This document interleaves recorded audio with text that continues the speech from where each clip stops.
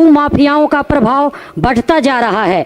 राजस्व विभाग की जमीनी सच्चाई यह है महोदय, राजस्व विभाग की हालत ऐसी है कि आम नागरिक एक साधारण दाखिल खारिज या म्यूटेशन के लिए महीनों चक्कर लगा काटता है। विकास के दावों और जमीनी हकीकत के बीच के अंतर को दिखाना चाहूंगी। तुम्हारी फाइलों में गांव का मौसम गुलाबी है, मगर ये आंकड़े झूठे हैं, ये दावा किताबी है। जरा बाहर निकल के देखिए जमीन की रंगत, यहाँ हर शख्स के चेहरे पर अब भी बेहिसाबी है। माननीय अध्यक्ष महोदय, धन्यवाद, आभार। समय 10 मिनट का आपका है। मैं सबसे पहले अपने नेता प्रमुख माननीय लालू प्रसाद यादव जी और तेजस्वी यादव जी का धन्यवाद और आभार व्यक्त करती हूँ, और सूबे बिहार की जनता मालिकों का धन्यवाद आभार व्यक्त करती हूँ। मुंगेर लोकसभा की जनता मालिकों और नवादा जिला के वारसलीगंज विधानसभा क्षेत्र के जनता मालिकों का धन्यवाद आभार व्यक्त करती हूँ। माननीय अध्यक्ष महोदय, मैं इस सदन के माध्यम से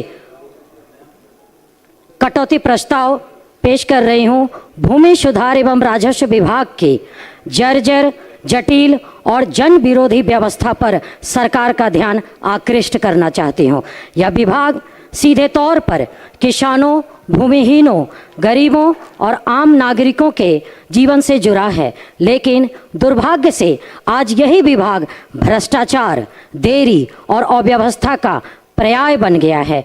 जमीन का न्यायपूर्ण बंटवारा, भूमिहीनों को अधिकार और सामाजिक समानता की स्थापना इस भूमि सुधार का उद्देश्य था, लेकिन आज हालत यह है कि दशकों से बंटवारे के मुकदमे लंबित पड़े हैं। पर्चा धारकों को जमीन पर वास्तविक कब्जा नहीं मिल रहा, सीलिंग की जमीन का सही वितरण नहीं हुआ, भूमाफियाओं का प्रभाव बढ़ता जा रहा है। राजस्व विभाग की जमीनी सच्चाई यह है महोदय, राजस्व विभाग की हालत ऐसी है कि आम नागरिक एक साधारण दाखिल खारिज या म्यूटेशन के लिए महीनों चक्कर लगा काटता है। ऑनलाइन व्यवस्था के नाम पर तकनीकी त्रुटियां और सर्वर की समस्या हमेशा रहती है। अंचल कार्यालयों में दलालों की बोलबाल चरम पर है। कर्मचारी और पदाधिकारियों की भारी कमी है। नापी और सीमांकन के मामलों में बरसों की देरी होती है। आम जनता पूछ रही है, क्या यह विभाग जनता की सेवा के लिए है या जनता को परेशान करने के लिए? डिजिटलीकरण का ढोल जमीनी विफलता है महोदय। सरकार डिजिटलीकरण का ढोल पीटती है, लेकिन कई जमीनों का रिकॉर्ड अभी भी गलत या अधूरा है। जमाबंदी में त्रुटियां आम बात है। गलत प्रविष्टियों के कारण किसान बैंक से ऋण नहीं ले पा रहे हैं। यदि डेटा ही गलत है तो डिजिटल होने का क्या लाभ महोदय? हम आलोचना नहीं कर रहे बल्कि समाधान भी दे रहे हैं महोदय। सभी लंबित दाखिल खारिज और बंटवारा मामलों के लिए विशेष अभियान चलाया जाए। अंचल स्तर पर पर्याप्त कर्मचारियों की नियुक्ति हो। डिजिटल रिकॉर्ड का थर्ड पार्टी ऑडिट कराया जाए। भू माफियाओं पर कठोर कार्रवाई हो और अवैध कब्जे हटाए जाएं। समय सीमा में कार्य न करने वाले अधिकारियों पर दंडात्मक कार्रवाई अनिवार्य हो। भूमिहीन परिवारों को वास्तविक जमीन वितरण सुनिश्चित किया जाए। सामाजिक न्याय का प्रश्न है महोदय। भूमि केवल संपत्ति नहीं है, यह सम्मान और अस्तित्व का प्रश्न है।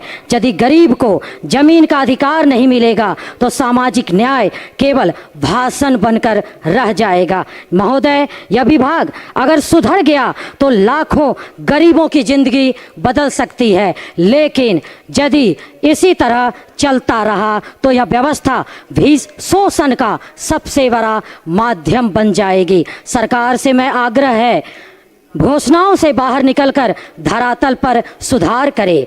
भूमि सुधार को सचमुच सुधार बनाए, न कि फाइलों का खेल। जनता को राहत कब मिलेगी महोदय?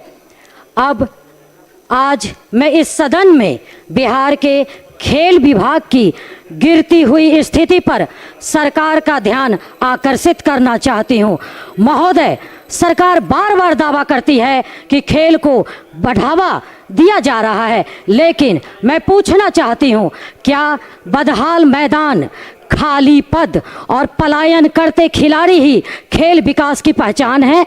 महोदय, आज बिहार के अधिकांश जिलों में खेल मैदान जर्जर है, स्टेडियम खंडर बन चुके हैं। कहीं लाइट नहीं, कहीं शौचालय नहीं, कहीं जिम नहीं, कहीं प्रशिक्षण हॉल नहीं। कागजों में करोड़ों खर्च हो जाते हैं, लेकिन जमीन पर सिर्फ गड्ढे और अव्यवस्था दिखाई देती है। सबसे चिंताजनक बात यह है कि कई खेल केंद्रों में प्रमाणित कोच नहीं है, न फिटनेस ट्रेनर, न फिजियोथेरेपिस्ट, न आधुनिक खेल विज्ञान की व्यवस्था।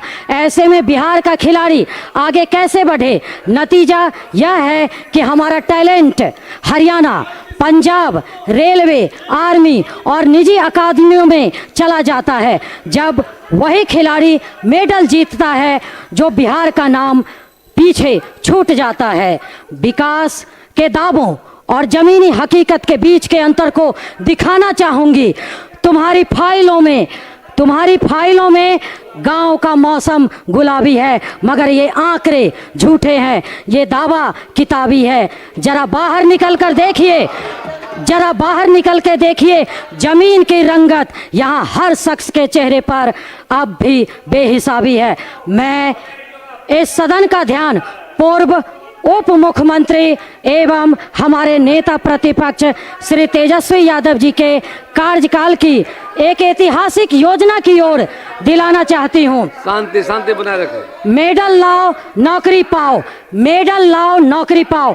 उस योजना ने बिहार में के खेल जगत में नई ऊर्जा भर दी थी। गांव-गांव के गरीब और पिछड़ों परिवार के बच्चों को यह भरोसा मिला था कि अगर वो मेहनत करेंगे और मेडल जीतेंगे तो उनका भविष्य सुरक्षित होगा। खिलाड़ियों को सम्मान मिला, रोजगार की गारंटी मिली, युवाओं में विश्वास पैदा हुआ। यह सिर्फ योजना नहीं थी, यह खेल प्रतिभा के सम्मान का प्रतीक था। महोदय, मैं राजगीर खेल विश्वविद्यालय और बिहार के पहले खेल विश्वविद्यालय की स्थापना और राजगीर में अंतर्राष्ट्रीय स्तर के क्रिकेट स्टेडियम और स्पोर्ट्स कॉम्प्लेक्स के काम में तेजी लाना उनके तेजस्वी जी के प्रमुख विजन में एक रहा है। खिलाड़ियों का सम्मान और प्रोत्साहन के लिए बिहार के इतिहास में पहली बार बड़े पैमाने पर खेल सम्मान समारोह आयोजित किए गए, जहां करोड़ों रुपए की पुरस्कार राशि सीधे खिलाड़ियों के खाते में भेजी गई। बुनियादी ढांचा मजबूत की उन्होंने। प्रखंड स्तर पर स्टेडियम निर्माण की योजनाओं को प्राथमिकता दी गई, ताकि ग्रामीण प्रतिभाओं को अभ्यास के लिए दूर न जाना पड़े। तेजस्वी जी ने खिलाड़ियों की समस्याओं को प्रशासनिक स्तर से उठाने की प्रयास किया। उनका संकल्प, माननीय तेजस्वी जी का संकल्प और काम को मैं सैल्यूट करते हुए मैं कहूंगी, ध्यान से सुनिए आप लोग, आप सभी के लिए अच्छा है। ध्यान से सुनिए, बदलेगी तस्वीर बिहार की जब मैदानों में मेला लगेगा। अब हुनर को